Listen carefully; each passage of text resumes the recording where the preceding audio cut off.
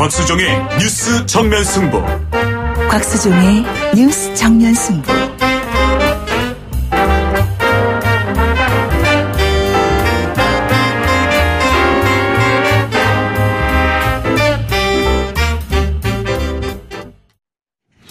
주파수 94.5 YTN 뉴스 FM 곽수종의 뉴스 정면 승부 3부 시작하겠습니다. 제가 조금 뉴스를 들으시는 동안에 저도 멕시코 상황을 좀 체크를 해봤는데요.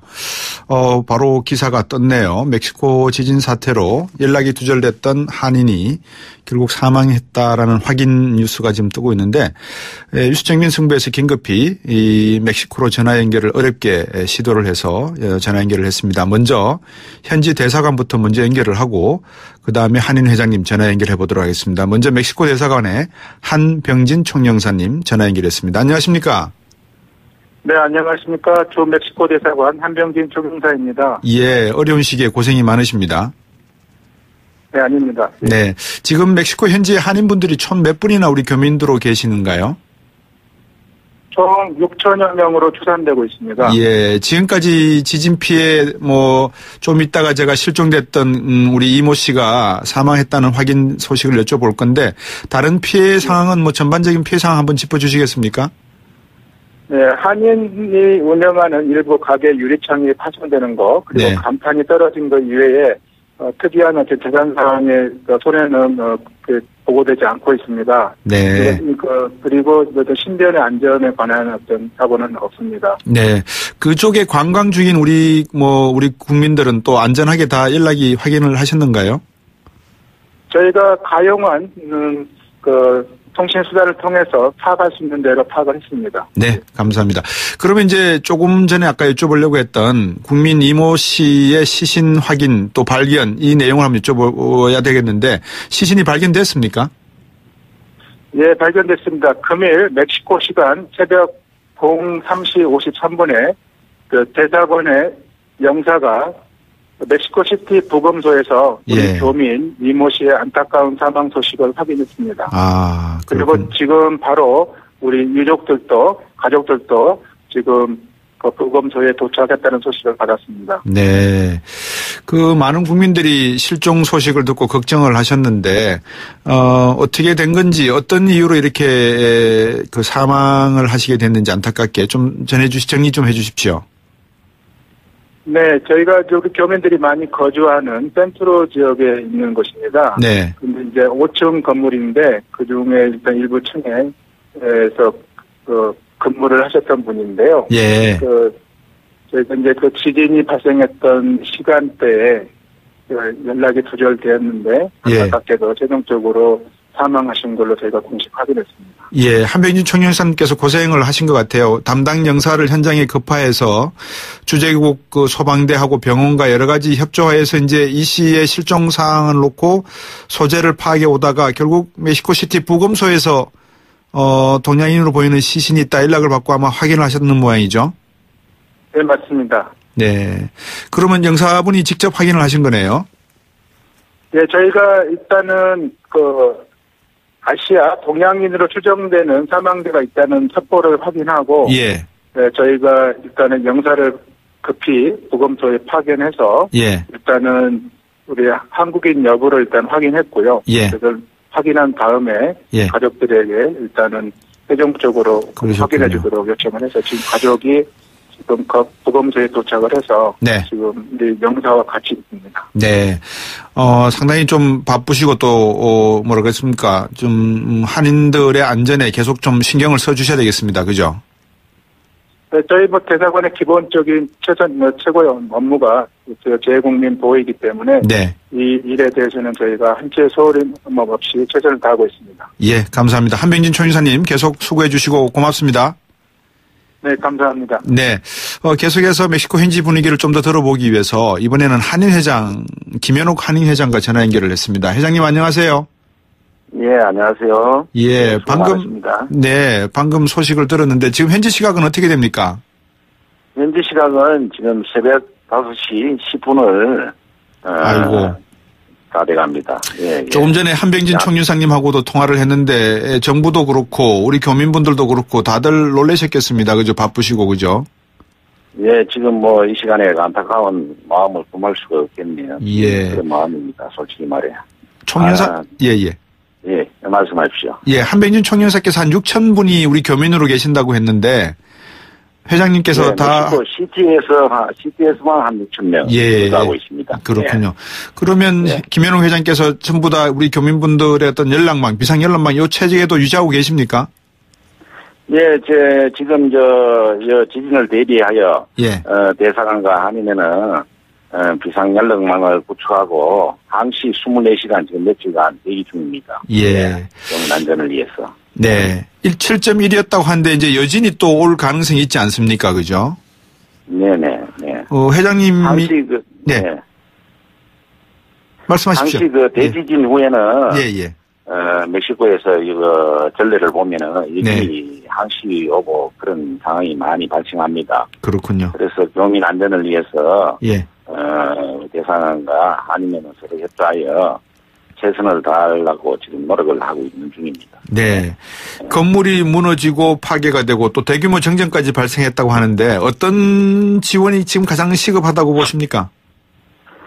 지금 현재 우리 교민들이 많이 거주하고 있는 센트로 지역, 멕시코, 지금 소나로사 부근에 지금 정전 사태와 함께 단수가 되는 상황입니다. 교민들이 많은 불편을 겪고 있는 상황이고, 지금 또 혹시나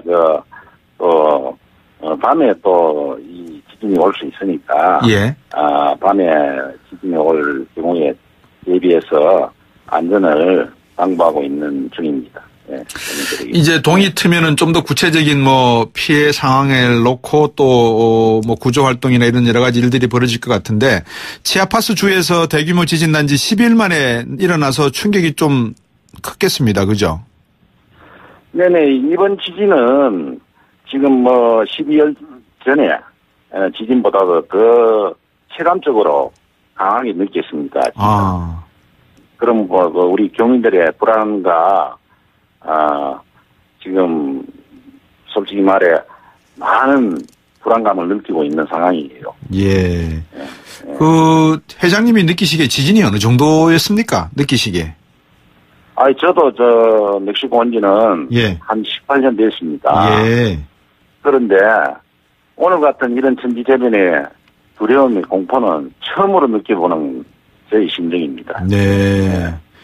18년 되셨으면은 1985년입니까? 그때 대지진 났을 때 경험을 해보셨겠네요. 그죠? 못 하셨겠네요. 저는 1985년도에 지진을 경험은 못 하셨죠. 그동안에 많은 지진이 멕시코에서 발생을 했는데, 오늘 같은 지진은 정말 두려움이 금할 길이 없어요. 그렇군요. 오전에 비상훈련 하셨습니까, 어제?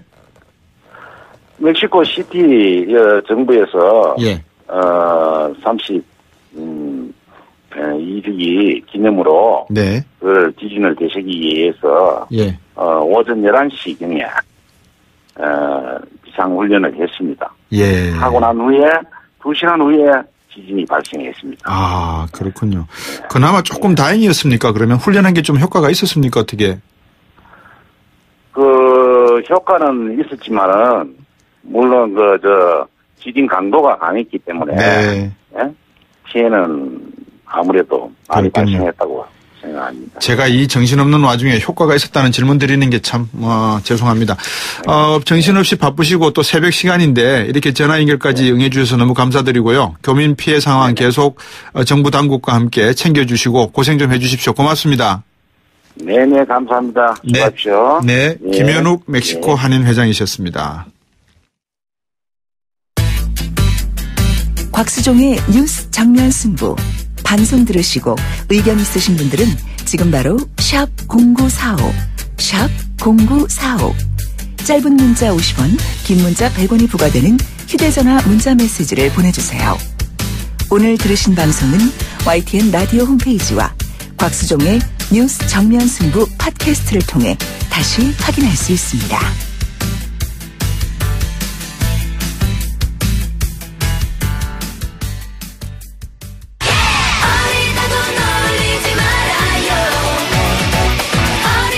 주간 아이돌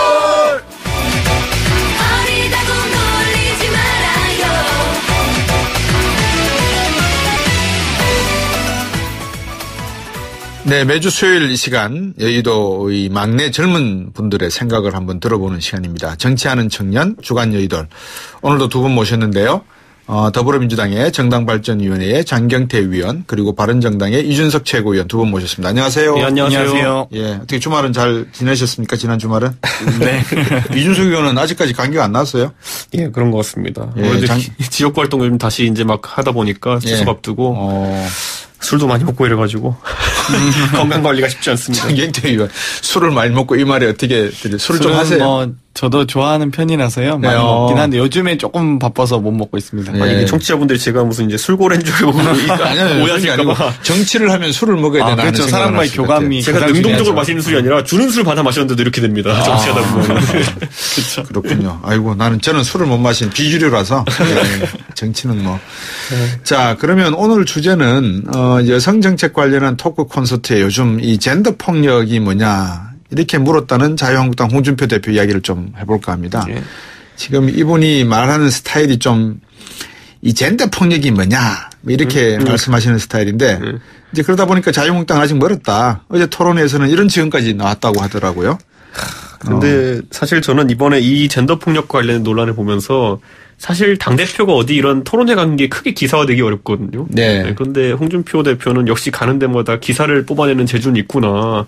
예전에 경남도지사 갔을 때도 제가 참 신기했던 게 뭐냐면은 보통 도지사 우리 기사 하나도 안 보잖아요. 그런데 홍준표 지사는 거의 가끔 재밌는 기사 하나씩 나요. 뭐 예를 들어 동문회 가는데 교통사고가 나가지고 뭐 관용차가 뭐 이렇게 뭐 운행 중지했다 뭐 이런 것들 기사가 하나씩 나요. 그러니까 이분은 뭘 해도 그냥 이슈화가 계속 되는 분이라 가지고 사실 젠더 폭력에 관해 가지고 그 사실 어떤 범주에 들어간지 많은 분들이 모르실 거거든요, 솔직히. 그렇죠. 뭐 우리 저기 젠더 폭력 그럴 때 전혀 이 젠더 폭력은 모르실 거라고 생각이 되는. 우리 장경태 의원은 어떻게 이 말씀을 들으셨습니까? 사실 정말 혁신적인 마초 정당의 모습에 너무나 충격적이었고요. 사실 아마 홍준표 대표께서 정치에 입문하실 때 그 마음 그대로 아직까지 갖고 계시지 않나. 그때 그 정치적인 의식과 수준을 아직까지 갖고 계시는구나 생각을 하고 너무 아쉬웠고요. 21세기 정치에서 가장 중요한 것을 꼽으라면 사실 국민 참여와 젠더 의식이라고 생각을 합니다. 결국 뭐 젠더가 뭐냐, 여성들이 국회 오면 잘 싸운다 이런 정말 말도 안 되는 말씀을 하셨거든요. 요즘에는 사실 우리 젊은이들 사이에서도 뭐 장가 가면 아침밥 좀 얻어 먹고 싶다 이렇게 이야기를 하는데 사실 그런 말도 하시면 안 되거든요. 왜냐하면 아니 남의 집 귀한 딸이 시집 와서 아침밥 차리러 오는 건 아닌데 그런 표현 자체도 요즘에 안 하는 게 사실 저희 젊은 정치인들의 그리고 젊은이들이 갖고 있는 기본적인 보편적인 생각인데 정말 이런 참 말도 안 되는 얘기에 너무 충격 먹었습니다. 네, 충격을 먹었다. 충격을 받으셨다. 그 홍 대표가 지난 대선 때도 설거지는 여자 몫이다. 아니면 집에 가서 애나 보라. 또 바른정당 가르쳐서 요즘 첩이라는 표현도 한 적이 있지 않습니까? 그죠? 그렇죠. 이분이 유독 그 부인에게는 어떻게 대하시는지 좀 궁금해요. 그러니까 이게 사실 좀 나이가 있으신 분들 중에 보면은 술자리 가면 분위기 환기시키기 위해 가지고 꼭 음담패설을 해야 된다라고 강박관념에 있는 분들 있잖아요. 그게 약간 뭐랄까 언더문화하기 좀 그렇고 그런 거를 일깨워서 어떻게 동지의식을 하려는 건지 모르겠지만은 지금 지지층을 향해서 똑같은 걸 하고 있는 겁니다. 지금 술자리에서 음담패설하는 분들의 심리랑 지금 자유한국당의 약간 보수적 성향을 가지신 분들한테 뭐 이게 무슨 잘못된 말이냐라고 이제 오히려 던지면서 이런 이슈화를 즐기는 모습이거든요. 그래서 뭐 하여튼 미래지향적인 모습은 아니다라고 이제 말씀드리고 싶습니다. 그 방금 우리 이준석 의원이 미래지향적이라고 했는데 장경태 의원 앞으로 이 젠더에 관한 이슈는 미래지향적으로 봤을 때 어떤 방향으로 변해갈 것이다라고 생각을 하세요? 사실 여성 인권의 문제 그리고 성평등의 문제는 보수와 진보로 나눌 수 있는 문제는 아니라고 생각하고요. 결국 정치의 문제가 아닌 인권과 존중이라는 어떤 가치와 사고방식의 문제거든요. 그런데 정말 이 정도 발언 뭐 설거지를 해야 된다는 등 첫 발언까지 나오는 것은 정말 전근대적인 발상이지 않나. 정말 21세기의 정치인이 아직까지 이런 정치인이 살아있다는 게 너무 신기합니다. 저는 그래서 이게 그 젠더 감수성이나 이런 소수자 감수성에 대한 문제들이 혹시 나온다면은 지난 대선 때 유승민 의원은 여성부 폐지를 주장했어요. 근데 이게 뭐 오해하기에 따라서는 그럼 여성 인권에 대해서 관심이 없는 것이냐 이렇게 이야기하겠지만은 그것보다는 더 우리 사회가 이제 스며들어야 된다는 거죠. 굳이 얘기하자면은 예를 들어 미국 사회에서도 보면은 결국에는 인종 갈등이라는 게 심했을 때 그게 사회 전반에 스며들기 위해서 교육의 측면에서 노력 많이 하고 여러 가지 했던 것이고 지금 이제 유승민 의원이 주장했던 게 뭐냐면은 결국에는 국방부 장관은 국방부 장관대로 군 내에서 여성 인권을 보장하기 위한 노력을 해야 되는 것이고 뭐 나머지 부처의 장관들도 예를 들어 환경부 장관도 그 영역 안에서 그런 일을 해야 되는 것이고 왜 이런 중요한 여성 인권에 대한 정책을 정부에서 가장 예산도 적고 부처 인원도 적은 여성부라는 곳에 다 맡겨놓고 나머지는 다 모른 채 하느냐 뭐 이런 개념이거든요. 제가 왜냐면 이건 아마 장경태 의원도 똑같이 느낄 텐데 정당의 청년 비례대표라는 정책 자체가 양날의 검인 게 어떻게 보면 청년의 대표자를 둔다는 걸 될 수도 있겠지만은 보통 정당에서 어떻게 운영되냐면은 청년자 붙은 정책은 네가 다 해라. 라고 그냥 비례대표 이제 초선이면 가장 힘없는 존재인데 그 사람은 넘겨놓고 나머지는 오히려 이제 부담을 더는 이런 형태의 방패막이 같이 쓰인 적들이 있거든요. 지금도 그렇게 쓰이는 경우가 많고 그러다 보니까 오히려 모든 정치인이 어떤 정책을 하더라도 일자리를 하더라도 국방을 하더라도 청년에 대한 감수성을 가지고 정책하는 게 중요한 거지 어떤 대표자를 만들고 대표 부처를 만들고 이런 게 중요한 게 아니다 이런 관점으로 좀 스며들게 우리가 좀 전환했으면 좋겠어요. 근데 제가 잘못 이해했는지 모르겠는데요. 이혜원 대표께서 여성부를 폐지해야 된다 이제 이렇게 이야기하셨던 건 사실 여성부를 폐지해도 될 만큼 성평등이 확립되는 그런 사회를 만들겠다라는 저는 이렇게 이해를 했는데요.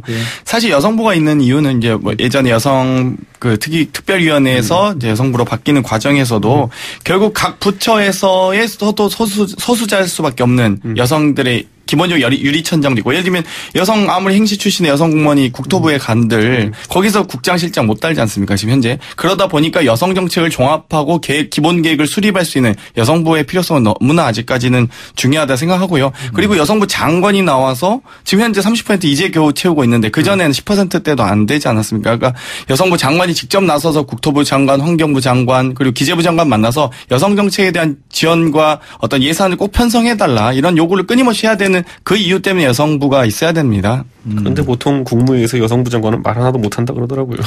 이게 사실 왜냐하면 지금까지 여성부 장관 하신 분들 같은 경우에는 정치권에 있다 가신 분들 상당히 드물고 사회활동 하시다 갔기 때문에 그 기라성 같은 그 소위 말하는 실세 장관들 사이에서 목소리를 좀 내기 어렵다는 얘기가 있어가지고 뭐 그거 여성 정책에 대해서 저는 약간 장경태 의원의 의견이 다른 게 오히려 힘을 가진 사람들이 이 젠더 감수성을 가지고 굉장히 잘하는 것이 중요하다는 생각을 해가지고 물론 보완적인 이야기일 겁니다. 아마 장경태 의원이 말하는 어떤 여성부의 그런 역할과 제가 말하는 어쨌든 사회 전반적으로 젠더 감수성이 커져야 된다는 것 뭐 이럴 겁니다. 전통적인 여성부 장관님들이 의외로 그래도 꽤 그 오랜 역사 속에 여성 운동을 해오신 분들이라서 뭐 국무회의에서 어떤 행정부에 대한 어떤 이해도는 조금 다를지 모르나 사실 그 목소리까지 작다고 생각하지 않습니다. 지금 문재인 정부에서 여성부 장관이 계속 탁현민 씨 해고하라고 계속 얘기하는데 뭐 어떻게 뭐 말은 되게 세게 하시고 아까 말한 것처럼 활동가적인 면모가 있으신데 그 안에서 실제 실권이 없다는 것이 그거 하나로 드러나는 거 아닙니까? 보면 그건 뭐 장관의 역할은 아니니까. 제가 두 분 말씀하는 동안에 가만히 생각을 한 게 우리나라는 논의의 이 주제, 이 스콥이 상당히 제한적이다라는 생각이 들었어요. 그러다 보니까 너무 이렇게 한 곳에 집중이 돼버려요. 예를 들면 미국 같으면 인종 다르죠. 그렇죠. 색깔 말 쓰는 거 다르죠. 그다음에 각자의 생각, 아까 말씀한 젠더가 다르죠. 이제 이런 것들이 마이너리티 그러면 엄청난 형태의 소수자들이 있거든요. 그렇죠. 근데 우리는 소수자 그러면 전부 다 단일 민족이라는 교육하에서 뭐 좀 세뇌는 됐지만 다 그래도 한 민족 아닙니까? 거기다가 소수 그러면 마이너리티 그래봐야 여성 남성밖에는 할 게 없어요. 그렇죠. 거기다가 동성애. 그 외에는 이 논리의 확장이 없는데 그런 의미에서 보면 이 젠더 이슈 이게 너무 깊게 들어가 버리면 이게 또 자칫 잘못하면 진보 보수의 어떤 이념 이데올로기 속에 색깔을 또 탈색할 것 같아요. 방금 말씀이 나왔으니까 동성애 문제로 한번 가볼게요. 장경태 의원. 네. 동성애 어떻게 생각하세요? 동성애 문제. 동성애는 뭐 사실 지지하거나 반대해야 될 문제라고 생각하지 않고요. 결국 개인의 차이를 얼만큼 인지하고 또 얼마나 존중하냐의 문제라고 생각합니다. 그래서 어떤 인간의 권리를 고민해야 되는 그런 문제이지 뭐 모르겠어요. 뭐 누가 지지하고 반대하고 이런 문제는 아니라고 생각합니다. 예. 이준석 의원 생각을 들어보려고 했는데 한 20초 남아가지고 4부에 돌아와서 4부의 문을 이준석 의원의 동성애에 대한 생각으로 문을 열도록 하겠습니다.